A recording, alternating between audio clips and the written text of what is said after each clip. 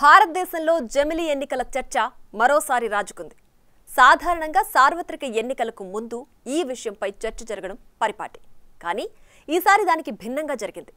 ప్రధాని మోడీ 3.0 పాలనలో 100 రోజులు పూర్తయిన సందర్భంగా మీడియా సమావేశంలో హోమ్ మినిస్టర్ అమిత్ షా ఈ అంశంపై క్లారిటీ ఇచ్చారు. అమిత్ షా చెప్పిన దాన్ని బట్టి మోడీ 3వ టర్మ్లోనే జమిలి ఎన్నికలను కంప్లీట్ చేయడానికి రంగం సిద్ధమైందని అర్థమైంది. అయితే అనూహ్యంగా 24 గంటల్లోనే కేంద్ర కేబినెట్ దీనికి ఆమోదం తెలిపింది. అంతవరకు ఓకే. కానీ ఎన్నో ఏళ్లుగా నలుగుతున్న ఒకే దేశం ఒకే ఎన్నిక ఇంత త్వరగా అమలవుతుందా? జమిలి ఎన్నికలపై ఇటీవల రామ్నాథ్ కోవింద్ సమర్పించిన నివేదిక ఏం చెబుతోంది?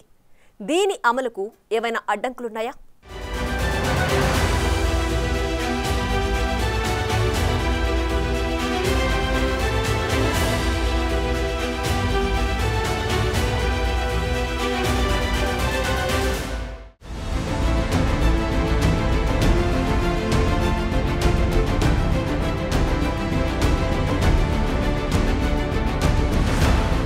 దేశంలో లోక్సభ, అసెంబ్లీ, లోకల్ బాడీ ఎన్నికలకు ఒకేసారి ఎన్నికలు నిర్వహించాలని భారతీయ జనతా పార్టీ ఎప్పటి నుండో వాదిస్తోంది. 2 పర్యాయాల నుండి ఈ పాట పాడుతూనే ఉంది. 2024 సార్వత్రిక ఎన్నికల్లో బీజేపీ అధికారం చేపడితే 2029 నుంచి దేశంలో జమిలి ఎన్నికలు జరుగుతాయనటంలో సందేహం అవసరం లేదని ఇదివరకే పరిశీలకులు చెప్పారు. నిజానికి మోదీ రెండోసారి అధికారం చేపట్టినప్పటి నుంచి దేశంలో జమిలి ఎన్నికలపై దృష్టి పెట్టారు.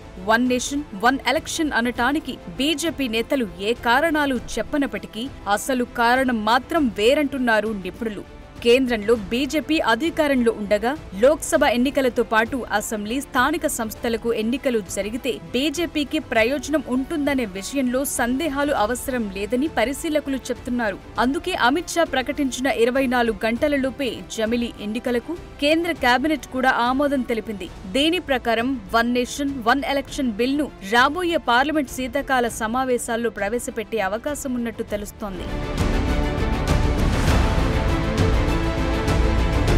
వాస్తవానికి ప్రధాని మోదీ 2024 సార్వత్రిక ఎన్నికల్లోనే జమిలి ఎన్నికల నిర్వహణ కూడా జరగాలని భావించారు. ఎంతో పట్టుదలతో ఆ దిశగా అడుగులు కూడా వేశారు. అయితే వ్యవధి తక్కువ ఉండటం, కేంద్ర ఎన్నికల సంఘం ఆ వ్యవధిలో జమిలి ఎన్నికలు సాధ్యం కాదన్న సంకేతాలివ్వటం, అన్నిటికీ మించి అందుకు అవసరమైన రాజ్యాంగ సవరణ చేసేందుకు కావలసిన బలం బీజేపీకి రాజ్యసభలో లేకపోవడంతో తమ లక్ష్య సాధనకు మరోసారి అధికారం చేపట్టే వరకు ఆగక తప్పనిసరయ్యింది. అలాగే 2 సభల్లోనూ బీజేపీకి సంపూర్ణ మద్దతుండాలన్న లక్ష్యంతో 2024 ఎన్నికలకు పావులు కదిపారు.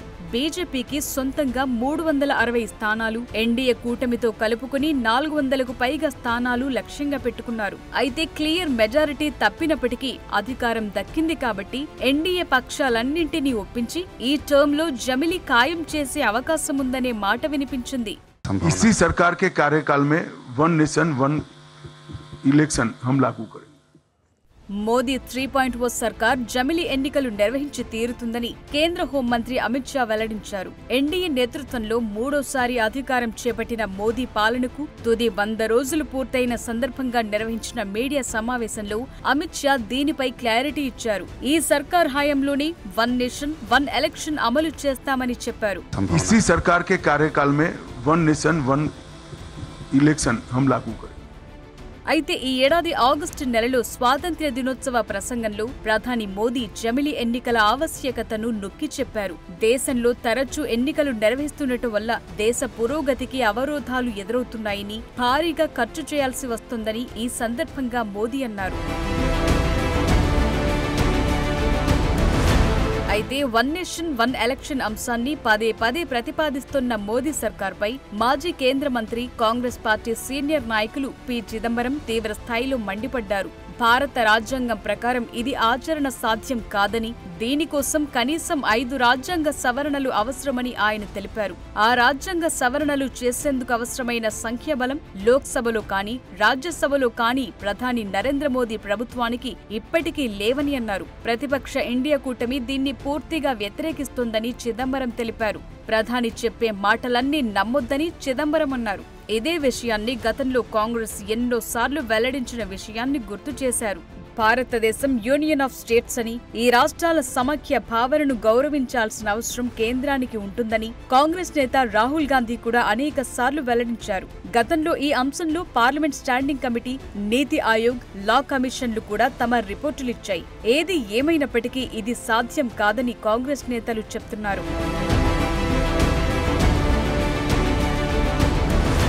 ఎవరు ఎంత వ్యతిరేకించినప్పటికీ ఇప్పుడు మోదీ ప్రభుత్వం నిర్ణయం తీసేసుకుంది. మోదీ మూడో టర్మ్లో 100 రోజుల పాలన ముగిసిన సందర్భంగా జమిలి ఎన్నికలపై అమిత్ షా ప్రకటన చేసిన 24 గంటల్లోనే కేంద్ర కేబినెట్ దీనికి గ్రీన్ సిగ్నల్ ఇచ్చింది. ఒకే దేశం ఒకే ఎన్నికపై ఇటీవల రామ్నాథ్ కోవింద్ సమర్పించిన నివేదికకు సెప్టెంబర్ 18న కేంద్ర కేబినెట్ ఆమోదం తెలిపింది. దీంతో రాబోయే ఎన్నికలు జమిలి ఎన్నికలే అని ఖరారయ్యింది. ఈ ఏడాది మార్చిలో మాజీ రాష్ట్రపతి రామ్నాథ్ కోవింద్ నేతృత్వంలోని ఉన్నత స్థాయి కమిటీ తన నివేదికను రాష్ట్రపతి ద్రౌపది ముర్ముకు సమర్పించింది.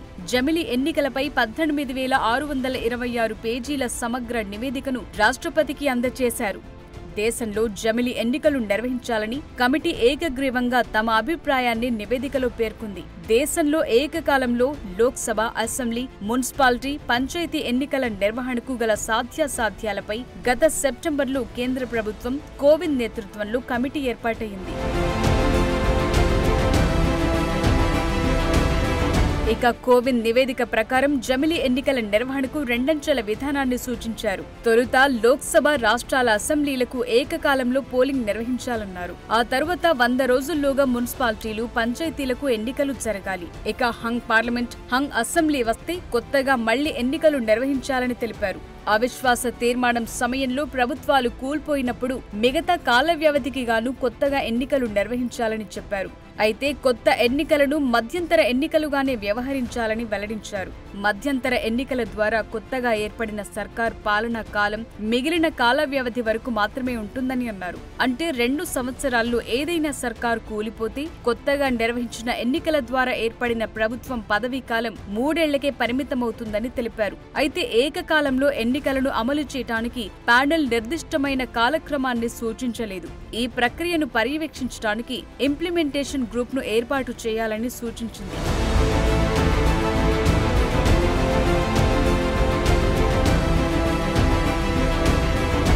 అయితే జమిలి ఎన్నికలను నిర్వహించడానికి ముందుగా రాజ్యాంగంలో కనీసం 5 ఆర్టికల్స్ ను సవరించాల్సి ఉంది. పార్లమెంటు కాల వ్యవధికి సంబంధించిన రాజ్యాంగంలోని 83వ అధికరణం, లోక్సభ రద్దుకు సంబంధించిన 85వ అధికరణం, రాష్ట్రాల అసెంబ్లీల కాల వ్యవధికి సంబంధించిన 172వ అధికరణం, శాసనసభల రద్దుకు సంబంధించిన 174వ అధికరణం, రాష్ట్రపతి పాలనకు సంబంధించిన 356వ అధికరణాలను సవరించి ఈ కొత్త చట్టాన్ని తీసుకురావాల్సి ఉంటుంది.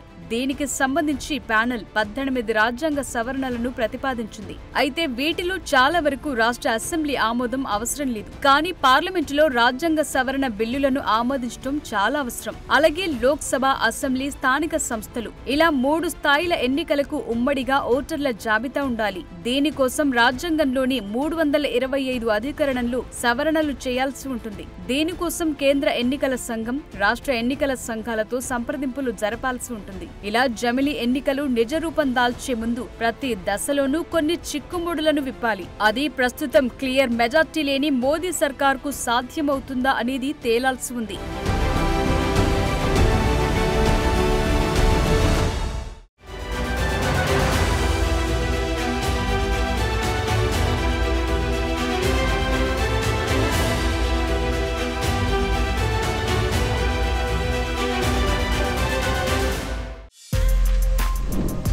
For more videos like this, subscribe Big TV channel.